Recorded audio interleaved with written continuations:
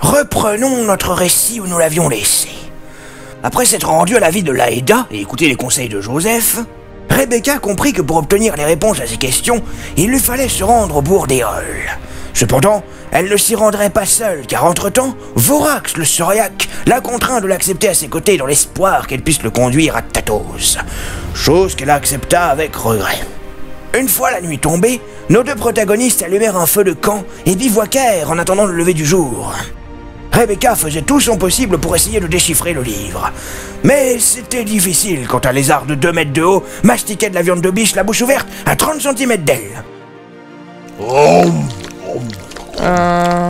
Vorax. Vorax. Ah, le sac à main sur pattes, je te cause. Quoi? Est-ce qu'il te serait possible de mastiquer moins fort, afin que je puisse davantage me concentrer? Bien sûr que je le peux. Alors, tu veux bien faire moins de bruit? Non. Seul fils de... Écoute, Vorax, je crois que toi et moi, nous sommes partis sur de mauvaises bases. Et je me disais qu'étant donné que nous allons être amenés à travailler ensemble dans le futur, il serait intéressant que nous apprenions à mieux nous connaître pour, tu sais, apprendre à coopérer davantage. Écoute, je vais être très clair. La seule raison pour laquelle je ne t'ai pas tué, c'est parce que tu sais lire et moi non. Alors plus vite tu m'auras conduit jusqu'à Tatos, plus vite je pourrai prendre ma revanche, et plus vite je pourrai te faire la peau. C'est clair? Ah oui, plutôt clair. Connard. Bon, je m'en vais pisser et retourner chasser. Ne t'avise pas de me poser compagnie, poil roux. Ce n'est pas l'envie qui m'en manque. Je devrais vraiment songer à le livrer aux autorités compétentes. Ouais, on va faire ça. Dès que j'arrive en ville, je le livre aux gardes. Cette nuit-là, Styrophin et moi-même avions installé notre campement à quelques kilomètres de celui de nos deux héros. Et tandis que Vorax faisait ses affaires, 3 de nos meilleurs gardes l'observèrent. Ouah! Je suis curieux de savoir comment un Syriaque seul va se débrouiller face à l'élite de la garde. L'élite n'était peut-être pas le qualificatif le plus approprié. Mais revenons plutôt à nos 3 gardes préparant leur plan d'attaque. C'est une opportunité inqualifiable, ce monstre ignoble est finalement à notre portée. Nous allons enfin pouvoir prendre notre revanche. Formidable! Nous allons enfin pouvoir profiter de notre supériorité numérique pour lui faire payer ses ignominies. Tenez-vous prêts à attaquer? C'est clair qu'il va y avoir Bobo, parce que quand on frappe quelqu'un avec une épée, eh ben ça pique. Papy! Arrête de nous raconter des bêtises. C'est pas possible que les gardes soient aussi nuls. Bah, à vrai dire, bah si. Restez discrets, mes braves compagnons. J'ai le sentiment que ce Syriaque semble avoir détecté notre présence. Je crains le pire. Malheureusement pour lui, le garde avait effectivement raison. Attiré par le bruit fait par les 3 hommes, Vorax détecta la présence de ces derniers. Tiens. Des encas en armure. Oh mon dieu, notre couverture a été déchirée. Oh bah non, on va avoir froid du coup. Vous tombez bien, j'avais la dalle.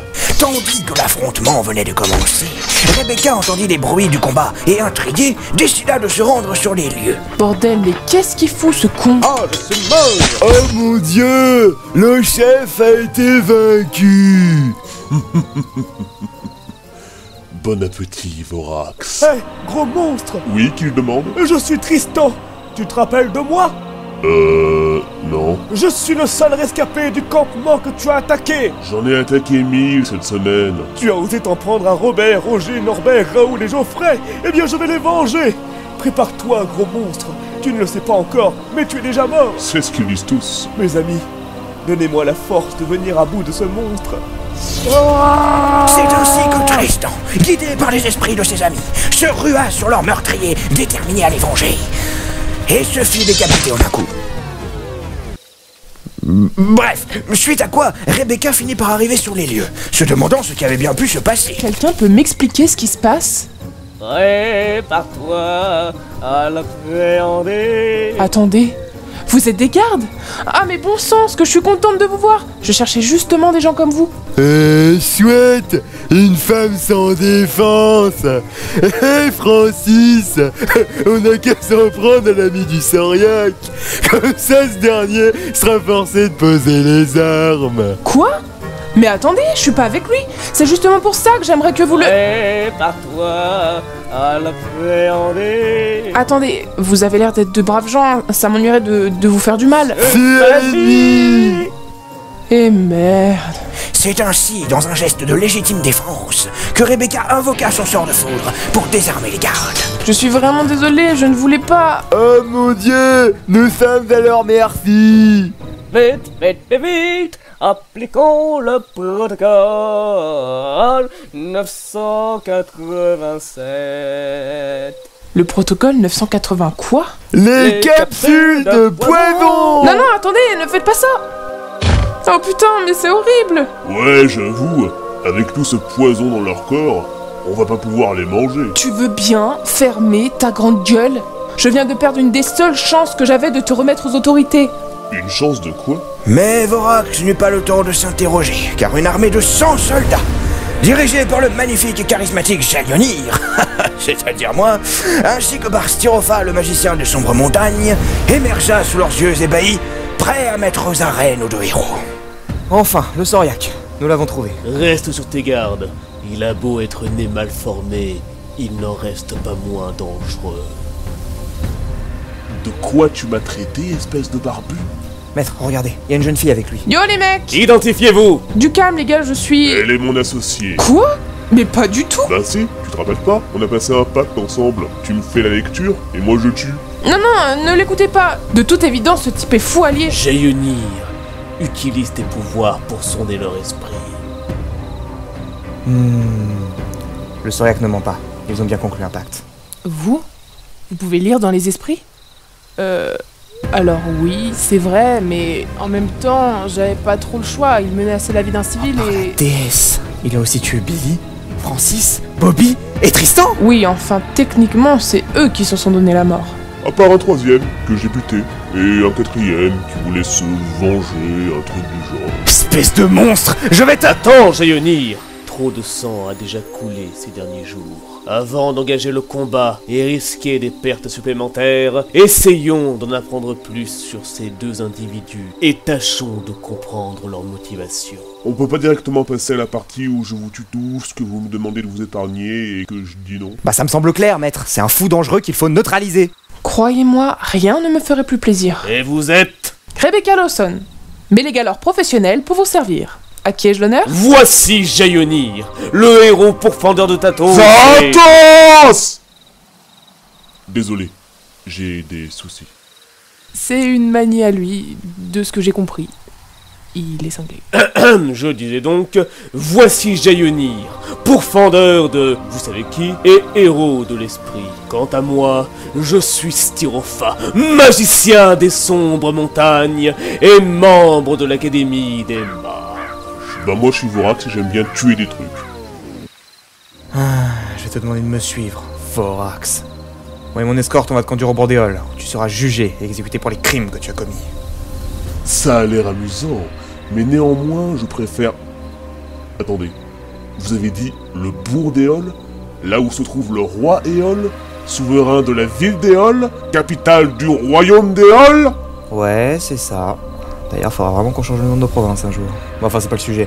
Je vais te demander de me suivre, sans opposer la moindre résistance. D'accord. Dans ce cas, tu vas subir le courroux de ma... Attends. Tu viens de dire que tu te rends, là? Ah non, je viens de dire que j'étais d'accord pour vous suivre sans opposer de résistance. Ah, c'est ça que ça veut dire. Donc oui, je me rends. Allez, passez-moi les menottes. Et plus vite. Allez, plus vite. Dépêchez-vous. J'ai tué des gens, et j'en tuerai davantage si vous ne m'arrêtez pas. Voire pire. Alors donnez-moi les meilleures menottes que vous avez, et surtout, gardez-moi à l'œil. Plus vite, avant qu'on ne devienne complètement cinglé. Ah. Merci. Bon. Ben, voilà une affaire rondement menée. C'est bien ce qui m'inquiète. Excusez-moi? Oh, pardon, toutes nos excuses, mais... Ça fait des semaines qu'on traque cette bête. T'inquiète pas, j'ai bien vu que tu le méprisais. J'imagine que ça a pas été une partie de plaisir de le supporter. Oh, croyez-moi, j'ai connu pire. Alors comme ça, toi aussi, tu cherches ta tosse. Ouais, j'ai l'impression que c'est la mode en ce moment. Et vous avez appris quelque chose? Oula, maître, du calme. La pauvre s'est trimballée avec un lunatique psychotique. Laissez-la respirer un peu. Non, ça va, y a pas de souci. Mais au fait, vous avez dit que vous vous appeliez Jalionir et Styropha, c'est ça? En effet. Oh, c'est un vrai honneur de vous rencontrer. J'ai entendu tellement de choses incroyables sur vous. En même temps, un jeune homme capable de lire les esprits et accompagné d'un magicien, j'aurais dû tilter. Merci, c'est un plaisir de te rencontrer. Je partage ce sentiment. Alors comme ça, vous reprenez du service? Malheureusement. J'aurais tellement de questions à vous poser, mais bon, pour l'instant, vu qu'on partage le même objectif, autant faire équipe. Qu'est-ce que vous en pensez? Oui, pourquoi pas? Moi ça me va, perso, hein. Qu'est-ce que vous en pensez, maître Styropha? Voyons déjà ce qu'elle a appris. D'accord, dans ce cas-là, tenez. Un livre! J'ai pris ce livre à tes brigands il y a quelques jours. Je ne sais pas ce qu'il y est écrit. On m'a seulement dit qu'il était rédigé en xénamien. Oui, c'est ça. Comment? J'ai vécu pendant longtemps, jeune fille. J'ai vu et appris nombre de choses. Je suis parfaitement capable de reconnaître le langage de Xenam quand je le vois. Ah, bah ça tombe bien. Mais je ne sais pas le lire. Oh. Et vous, Jalio, vous pouvez? Non, malheureusement. Bon. En tout cas, nous avons l'air d'avoir un objectif en commun. Nous voulons tous faire la peau à Tatos. Eh ben, c'est une sacrée coïncidence. C'est la volonté de la déesse.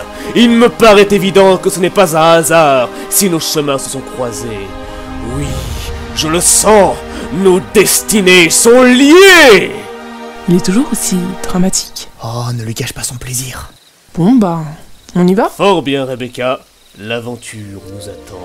Ainsi, le Sauriac emprisonné et la nouvelle alliance forgée, c'est au lever du soleil que nos aventuriers se mirent en route vers le bourg d'Éole, afin de trouver des réponses à leurs questions, sans se douter que de nombreux dangers insoupçonnés les y attendaient là-bas. Nos héros perceront-ils le mystère du livre de Tatos? Que va-t-il advenir de Vorax? Et quelle épreuve attend le héros?